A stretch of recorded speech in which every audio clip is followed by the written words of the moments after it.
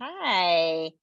So it's so nice to see both of you, Addie and Brittany. I'm a big fan, so I had to have you on when I talked about, other female founders because I think you have a really unique story and a unique product.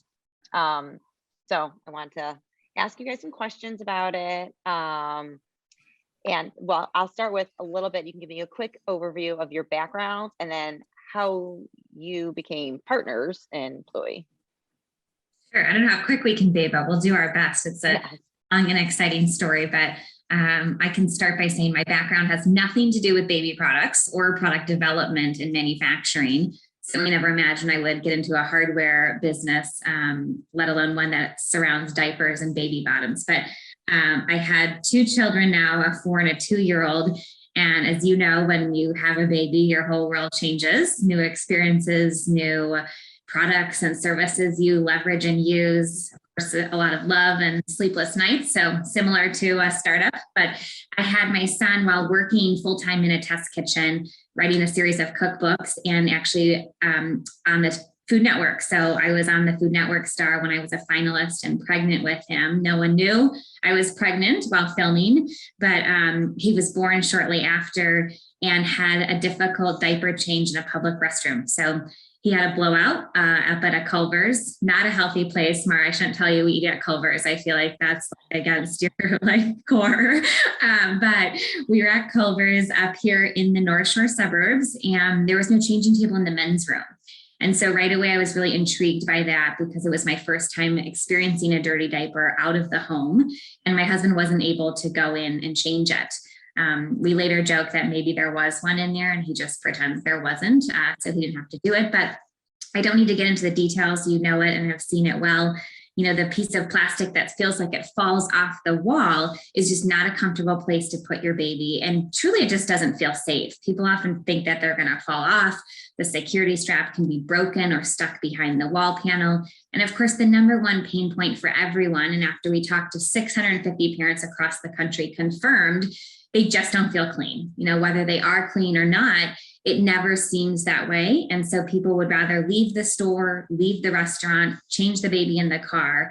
And so it's really fascinating, and was right away, that here we're in this really nice modern restroom with touchless options on the toilet and, Dyson hand dryers, which are a premium product that have become prolific across restrooms nationwide. And then there's this piece of plastic hanging off the wall. So I got back to the table and said to my husband, I think we could make a better one. My background prior to writing books and being on television was in culinary design. So I developed food products for large companies.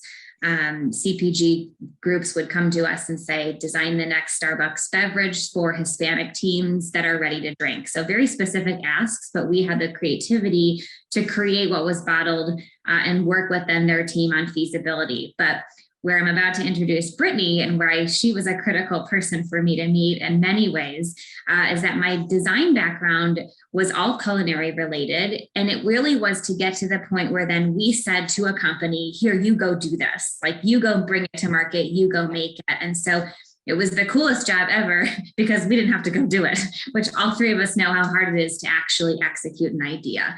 And I think that's where a lot of startups fail, is that, they have an idea, they even have a great product ready to go, but that's half the battle. And now actually building a business around it is what's really crucial for us and the stage we're at. And so I understood consumer research, I understood design thinking.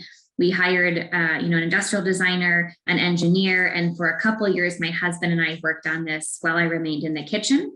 I had my daughter, so I was pregnant with her. She was born on a Friday. I began raising money on a Tuesday. And so for my 6 weeks of maternity leave, we brought in a little over $500,000 in friends and family. And I left my job in the kitchen in January of 2020. So I was this naive person with money, like a product idea. I did have design and CAD files, so we were ready to prototype and manufacture, but that was really where we were at. I met Brittany in February of 2020, right before the pandemic hit, which sent both of our children home from daycare to this business. Like everybody, yes. And Brittany can jump in here and talk about her experience in product development, et cetera. Yeah, so prior to meeting Addie, I spent 16 years working for a large corporation, designing fitness equipment. So fitness equipment that had internet connectivity, Apple product compatibility, Bluetooth, and we sold into health clubs like Lifetime Fitness, Equinox, Planet Fitness. And then I had pivoted from designing fitness equipment to fishing boats for a company called Crestliner. But then I had always kind of had this entrepreneur itch wanting to start my own business, and a mutual mom friend actually introduced me to Addie and said, this woman has this amazing idea. I had a young son. He was around 2 years old at the time, but I had changed, hundreds of diapers on dirty changing tables in public restrooms because I was traveling a lot for my job with my son, and just thought, this is an amazing idea. This is an amazing woman, really believed in her mission. And here we are today. We launched Pluie in October of 2020 with our first install in February of 2021. It's amazing. So there are a lot of women who have an idea or a concept. And I think some of the things is, you talked about this, Addie, how do you actually implement and, great ideas, but execute on it? So I think one thing is, and I think a lot of people will be curious about this, how do you actually go about and find manufacturing? So, what does that look like? How do you research, find people, look at options? Because I spoke with someone like recently, and they had a product. I know they have like a baking kit, like for an allergy friendly baking kit, something like that. Like, where do I find a co-packer who can create that for me? So I'm wondering what that research process and how you found, manufacturing. Yeah, I think we got really lucky in that when I was raising that first round of friends and family, I met someone named Matul Patel. He was interested in investing through sort of angel group. They ended up not investing sort of just because of terms, and we wanted to stick to friends and family actually versus bringing in any sort of angel or institutional capital at that time. But he has a consulting firm here in Illinois in Palatine. And we hired him right away in 2020 to take our CAD files, source the BOM, what parts do we need, actually do all the prototyping, and they manage all those supplier relationships to then bring in the parts. And through that process, he then said, hey, I've always wanted to get into manufacturing some product. How about we do your first round of 100? And it was sort of, I'm just being honest about our situation because it was kind of a lucky one in that I didn't go out looking for a manufacturer. And then through that, we always knew, they would never be able to scale with us. It really was sort of our version of like the garage units. It was, obviously highly skilled people assembling certified units, but that was how we built our first 100. Okay. You get your prototypes out there. You can get something to show.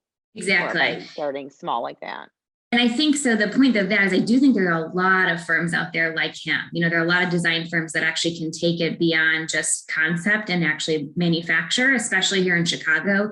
When you look at M-Hub and some of the resources around meeting people that are engineers, designers that could also help with supply chain and finding that contract manufacturer or doing a small run in their unit or facility. So that was sort of how we started. And I think what we've learned too with most startups is, your first units or your first even CM will likely not be the one you scale with. So it was sort of the right place, right time for us then. And then through Matul, actually a broker was introduced to us who then introduced us to Sanmina, which is a $7 billion global CM. And it's taken over a year for us to sign our master services agreement with them because it is challenging for us startup. Because why would they want to manufacture our product when it's like, we want 100 tables? Yeah, one day we want 10,000, but like, we don't know when, And so I think it definitely is a pain point for startups. It's really, how do you find someone to manufacture your product? But my advice would be look into some of these consulting firms that offer design work that as well as supply chain sourcing and small manufacturing. And I think M-Hub, especially when you think of Chicago and women entrepreneurs here, is a great resource. And then I think it really going into it where it gets daunting, I think for me in the beginning too, that was actually, it's funny, that was always what I was like, how do you even manufacture a product? But it's like, I think just think of it as a phased approach. You don't have to have this global CM from the beginning. You can produce, a few units here and there and really leverage the Chicago, design community to find that first CM. Or wherever you're located. 'Cause I feel Yes, like yes, we of course. talk to like a national, like as far as like founders and female founders that I connect with, it's kind of like on a very, national basis, which is why Zoom is great. So And quickly, one Brittany, thing, Brittany's really been managing the relationship with Sanmina. And do you have any advice around kind of, working with a CM that's larger? Yeah, I think just rely on your network. Like everyone always knows someone that has experience in manufacturing. So rely heavily on your network. And as Addie mentioned, just, go into this with the mindset of you might go through a couple of different manufacturers in the beginning, but that's okay. Like you're growing, your product's going to evolve. And also find people that have experience in the hardware space. We often talk, Mara, like you have a physical product, we do too. And there's so many startups focused on software, but there's a wonderful community of entrepreneurs, of startups that are focused on physical products, and start networking with those other founders. which leads me to the networking part. So whenever I tell people like how to get started, totally new industry, just like you, never didn't have a spirits background, how to get started, I always say first, do your research, like research, and just educate yourself and get up to speed. And the second thing I say is always, you need a network. You can't do it all alone. So, and I think people also find that maybe a little bit daunting. How do I do that? How do I find a community? And I especially appreciate that you reached out to me in a cold message, and it's like now I'm like so happy that I found you. And just I think, how did you kind of build that? So I think it's so important to get involved and find other female founders who are supportive, or other leaders in your industry who can provide guidance. I'm just wondering what your approach to that was, and the message you would give to people, because I'm of the belief also, just the worst they're going to say is no. So just try and connect with them. I'm wondering how you kind of handled that and building a whole network around this. Yeah, I think on an advice standpoint, I think one regret is that we kept our product and idea so secret for too long. And I think founders have this thing of like, oh my gosh, I have this idea, someone else is going to copy it, which like you and I both know at this point, it's really hard to copy someone's idea, and it's not easy to just like bring it to market. So I think this is what if anyone knows I have this changing table idea, then 10 other people are going to do it. And it's like, oh, well, you need a couple million, you need this. Like, it's not that easy to just like take an idea and run with it. And so, for a really long time, no one had any idea. I was even doing this, while still cooking. Even then I raised money. People didn't even know I raised money. Or then when I was even friends about, they're like, whoa, like, what are you doing? I thought you were cooking. And, then when I met Brittany, and we really, all of 2020 was like such a secret, right? And the minute we put that press release out in October of 2020, and we shared on our personal networks, LinkedIn, Instagram, we were blown away by how many people were emailing us, offering to help. Wow, this is so cool. I know someone here. And so I think in terms of building a network, which is, I actually love what you said, you never really turned down a LinkedIn message, but it's really, I think building a network is hard. It's exhausting. You have to do network calls and, tell your story 100 times in one day, which no one ever wants to do. But I think I get sick of hearing myself tell my story. Oh my God. I mean, I joke I should just like hold up my phone and play a recording. Like, do I have to say it? But I will say, if you have an idea, if you have a product, whatever stage you're at, share it. And I think you'd be really surprised how quickly people will kind of jump in and help. And that will help you build your network, because that's where we were introduced to other people, just through people seeing our LinkedIn post. And so our network grew by then accepting those, hey, I didn't know you were doing this, and I know someone who could help in this capacity. And, a really good example is we've been talking to this one person for a while, and he's, we catch up here and there, but kind of things there, it's just purely for networking. Then, oh, you should meet this person. And we're like, oh, why are we meeting this person? And like three people removed, who then is bringing us in to sort of pilot. And so it's like, wow, you really have no idea kind of who these layers of people could be. And I think it's just, again, Mara, you should be quoted in our blog post. Oh no, you froze.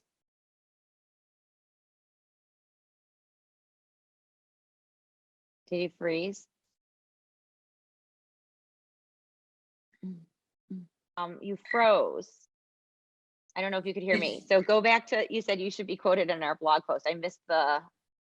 Oh, well, you told us when we first met with you about Cradles to Crayons and reached out was that you never turned down a LinkedIn message or invite. And I think that's such an amazing thing to say and to then actually practice, where it's like, gosh, there's so many we come in and like, oh, and you push it, oh, we'll meet after the holidays. And like, you just get so busy and operating a business. And then when you do network and then you come off these calls and it's like, oh my God, that was really helpful. Or like, they can introduce us to this person. And so I think it's just, I think of you a lot when you said that, because it's hard when you look at your calendar and then say, oh, I have 6 meetings this week that I kind of don't even know what they're about, right? Or it's all about networking, and it is exhausting and it's worth it.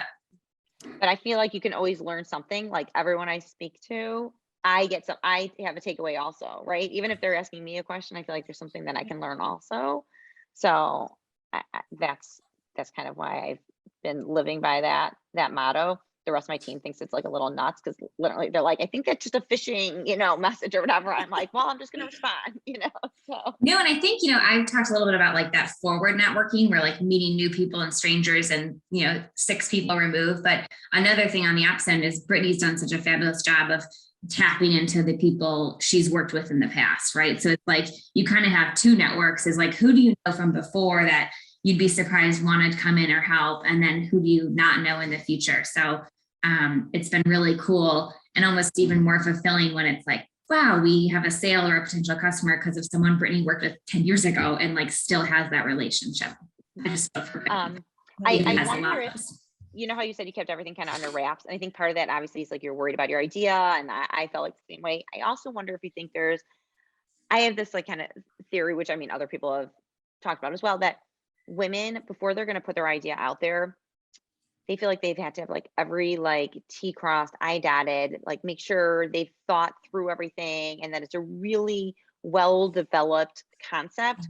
Whereas a lot of men are willing to put it out there like, oh, I have this great idea, and like go out and raise money and put it out into the universe without, the exhaustive kind of preparation that maybe some female founders would put into it. I'm wondering if you think that's a little bit part of it also.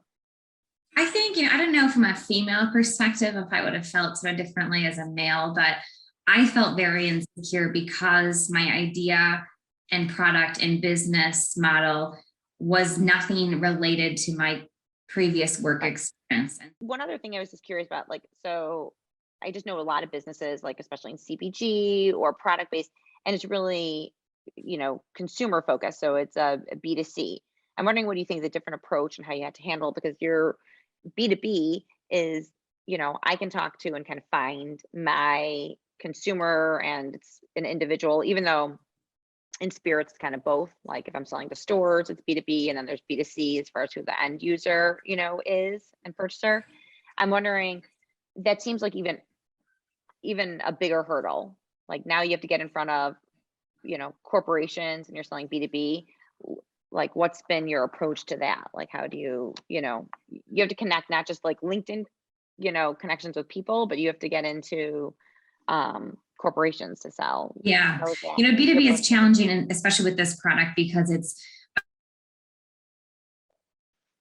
a customer. So it's a little bit of a sort of tricky sale in that the business is always so focused on the ROI for them when they're not the ones using the product. So it's certainly something we're navigating. But I will say, on market consumer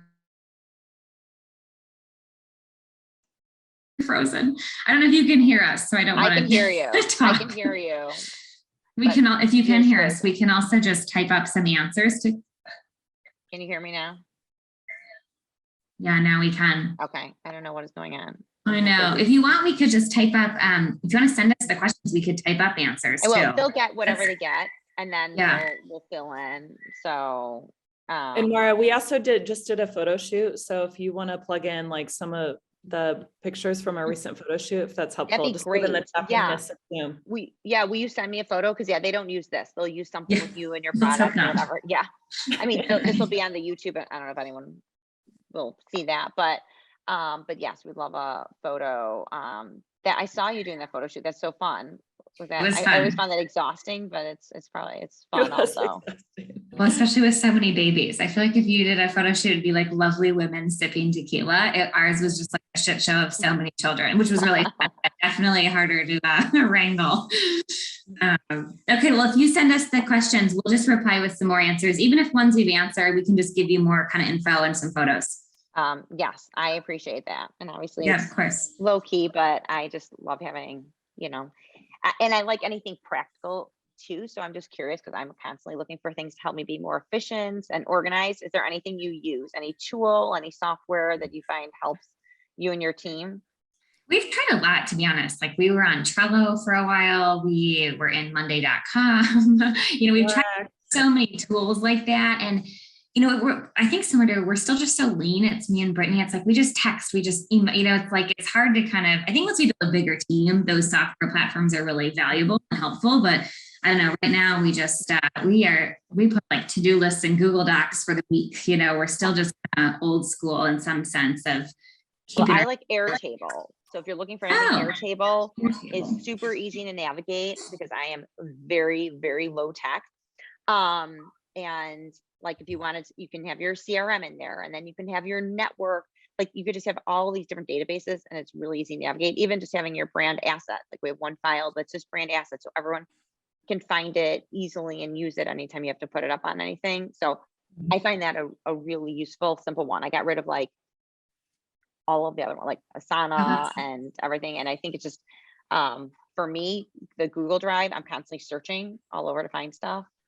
And this is like, you pull it up and there's like a bunch of different boxes, and you can like, literally it's like sales, marketing, whatever. And it's really easy to navigate and inexpensive. So I think one thing I was going to say, I think one thing that's helped Addie and I is we have access to each other's Google calendars, and we just put everything in there, whether it's professional or personal.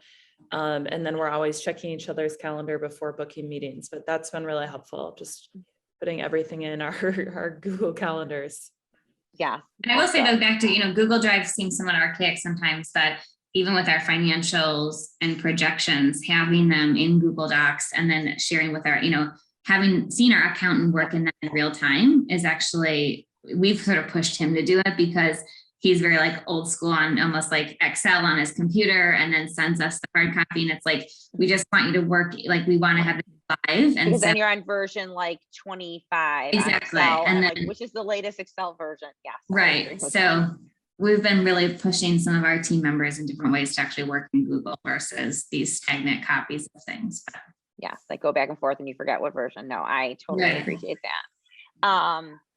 Well, thank you both. Yes, so thank you. much. It's sun coming all over directions here. Well, I'm just happy there's sun. Yes, that's true. I'll take it. Right. There's sun, but yeah, no, I appreciate it. Well, thank you. This helps us.